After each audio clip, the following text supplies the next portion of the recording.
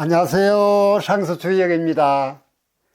오늘은 주역 64궤 중 12번째 궤인 천지비궤에 대해서 설명드리겠습니다. 우리가 지난 시간에는 뭘 배웠죠? 우리가 지난 시간까지는 총 4회에 걸쳐서 지천태궤에 대해서 배웠었습니다. 오늘은 그 다음 궤인 12번째 궤 천지비궤에 대해서 첫 시간입니다. 배워나가도록 하겠습니다. 오늘은 천지비궤의 궤명, 고사, 상징어, 교훈, 우리에게 주는 비궤의 메시지 순으로 진행을 하겠습니다. 먼저 우리 궤상을 먼저 한번 볼까요? 천지비궤는 상궤가 하늘을 상징하는 건, 하궤가 땅을 상징하는 곤입니다. 그래서 천지비가 되죠. 천지비입니다. 자, 그럼 여기서 천지비면 여기가 하궤가 음효가 3개, 상궤가 양효가 3개입니다. 그래서 천지비죠. 그죠? 우리가 12번째 궤 앞이 지천태궤는 지천태라 해서 위가 음효가 3개고 아래가 양효가 3개였는데 이거 거꾸로 돼서 위가 양효가 3개, 아래가 음효가 3개입니다. 그럼 이진법수로 표시를 하면은 음효는 0으로 표시할 수 있고 양효는 1로 표시할 수 있으니까 0, 0, 0, 1, 1, 1, 0, 0, 0, 1, 1, 1이 되겠습니다. 자, 그럼 이 궤명 천지비의 비, 이 비자는 뭘 의미할까요? 이 비자는 막힘, 불통을 의미합니다. 막히고 통하지 않는다는 얘기죠. 왜 그러냐를 설명드리면 양효는 위로 올라가는 성질이 있고 음효는 아래로 떨어지는 성질이 있습니다. 그래서 이 양효는 3개의 이 양효는 위로 올라가려고 그럽니다. 음효 3개는 아래로 내려가려고 그럽니다. 그리고 위는 위로 올라가려고 그러고 아래는 아래로 내려가려고 그러니 서로 교류가 안 되죠. 그래서 막힘이고 불통인 것입니다. 즉 양효는 위로 올라가는 성질이 있고 음효는 아래로 내려가는 성질이 있는데 위는 위로 가버리고 아래는 아래로 가버리니까 막힘이고 불통이다. 그래서 나중에 우리 배울 상서에도 보면은 천지가 불교한다 그럽니다. 하늘과 땅이 교류하지 않는다는 얘기죠. 왜? 위는 위로 올라가 버리고 아래는 아래로 내려가 버리니까 불통입니다. 그래서 막힘, 불통이를 뜻한다 라고 얘기를 하는 겁니다. 자, 그럼 우리 이 천지비궤와 관련된 교사를 읽어볼까요? 어둠 속의 실현과 극복이라는 교사를 제가 한번 읽어보겠습니다. 자, 이 스토리, 이 고사를 읽고 나면은 천지비궤가 이런 뜻을 함축하고 있구나 하는 부분을 우리가 알 수가 있습니다. 한때 작은 마을에 밝은 빛이 가득하던 때가 있었습니다. 그러나 어느 날 뜻밖의 재난이 찾아와 마을 전체에 어둠이 깔리기 시작했습니다. 하늘은 먹구름으로 뒤덮이고 사람들은 서로를 의심하며 절망감에 빠졌습니다. 마치 하늘과 땅, 즉 천지가 서로 멀어진 듯 마을은 혼란과 고통에 휩싸였습니다. 마을의 지도자 비는 이런 상황 속에서도 희망을 잃지 않고 한 사람 한 사람에게 다가갔습니다. 그는 우리 모두가 각자의 마음속에 빛을 품고 있음을 기억하십시오 라고 외치며 서로의 손을 잡고 이 난관을 극복하자고 독려했습니다. 그러나 처음에는 서로 간의 오해와 불신이 깊어져 비의 말 한마디에도 귀를 기울이지 않았습니다. 밤낮 없이 애쓴 비는 마을 구석구석을 돌며 상처 입은 이들을 위로하고 작은 빛이라도 찾아내어 다시 마음의 문을 열도록 도왔습니다. 그러던 어느 날 한 아이가 눈물을 흘리면서 우리가 함께하면 이 어둠도 물러갈 수 있어요 라는 말을 내뱉자 마을 사람들은 서서히 서로를 바라보기 시작했습니다.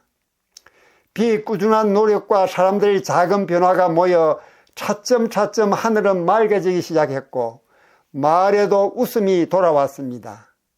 비는 어려움 속에서도 서로에 대한 믿음과 용기를 통해 어둠을 이겨내는 법을 가르쳐 주었고 이 마을은 결국 시련을 극복한 단단한 공동체로 거듭나게 되었습니다. 자, 이 고사가, 이 스토리가 이 비계의 비계가 안고 있는 전체적인 의미를 우리에게 알려주고 있는 것입니다. 자, 그럼 이게 천지비라고 그랬죠. 천지비. 이 비는 막힌 불통이라는 뜻이라고 말씀드렸습니다. 그런데 우리가 다음 시간에 배울 이 괴사를 보면 다른 괴사들은 다 앞에 괴명이 붙고 다음 괴사가 나옵니다. 그런데 이 비계는 괴명이 따로 안 나오죠. 이 괴명이 바로 괴사에 붙어버렸습니다. 그래서 비지비인이라고 합니다. 비지비인. 우리말로 얘기하면 비는 사람이 아니다 그런 뜻이죠. 그런데 이 괴명이 따로 떨어져 나오지 않고 괴사에 포함되어 있는 게 우리가 4개 있죠. 주역 64궤 중에서 4궤가 괴명이 따로 안 나옵니다. 그중 우리 하나 먼저 배웠죠. 우리 10번째 궤가 무슨 궤였죠? 소충리, 천택리입니다. 리계. 10번째 궤죠. 여기 보면 어떻게 나왔죠? 리호미로 나왔죠. 호랑이 꼬리를 밟는다는 얘기 나왔습니다. 리호미. 그 다음에 12번째 궤인 비계. 이 12번째 궤입니다. 이건 비지비인이라고 하죠. 비지비인. 즉 괴명이 따로 나오지 않고 같이 묻어 나와 버립니다.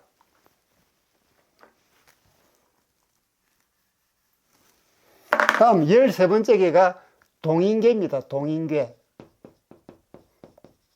이게 보면은 이게 우리 다음에 배울 거죠. 13번째 궤니까 그죠. 동인우야.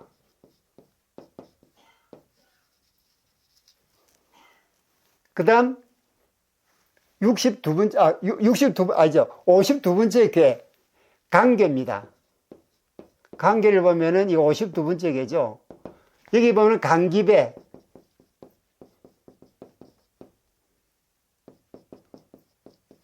라고 괴명이 따로 나오지 않고 바로 괴사에 붙어 나옵니다.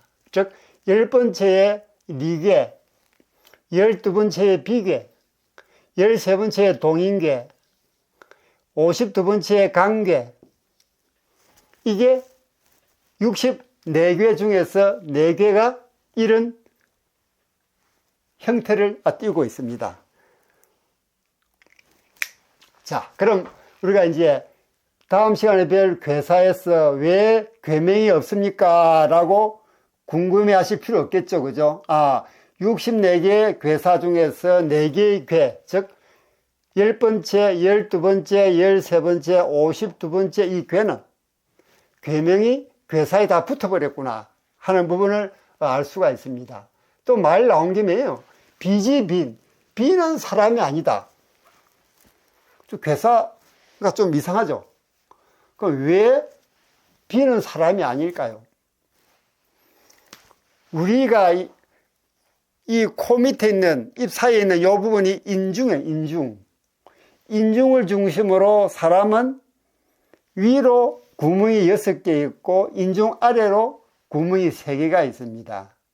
인중 위로 있는 것은 코 구멍 2개, 눈 2개, 귀 2개, 6개죠. 위에 6개입니다. 그 다음에 아래에 있는 것이 배꼽하고 앞뒤 3개죠. 이렇게 우리 인체가 구성되어 있습니다.